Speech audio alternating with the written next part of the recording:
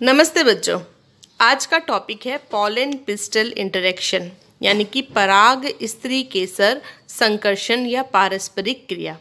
बच्चों, हम जानते हैं कि पुष्प की वर्तिकाग्र के ऊपर परागण के माध्यम से अलग अलग तरह के परागकण पहुंच जाते हैं।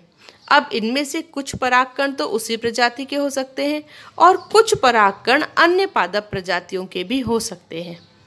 अब स्त्री केसर के अंदर यह क्षमता होती है कि वह सुयोग्य यानी कि कंपैटिबल और अयोग्य परागकणों का चयन कर सकती है।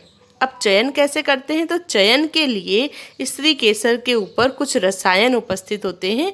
वे रसायन परागकणों के साथ में अंतःक्रिया करते हैं, यानी कि स्त्री केसर और परागकण के मध्य में केमिकल इंटरेक्शन होता है।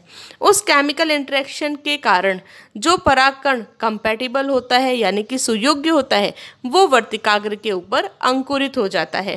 अंकुरित होने का अर्थ है कि उससे पराग नली का विकास होना प्रारंभ हो जाएगा और यह परागनली विकसित होगी।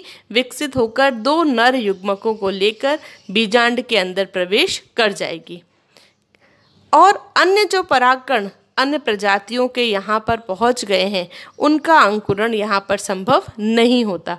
और अगर किसी तरह से मान लो किसी परागकण का अंकुरण हो भी जाए तो पराग नली का आगे विकास अवरुद्ध हो जाता है। तो इस तरह बच्चों, स्त्री केसर की क्षमता के कारण स्त्री केसर सुयोग्य परागकण को एक्सेप्ट करती है, उसके विकास को प्रेरित करती है और अयोग्य परागकणों को रिजेक्ट कर देती है। Thank you.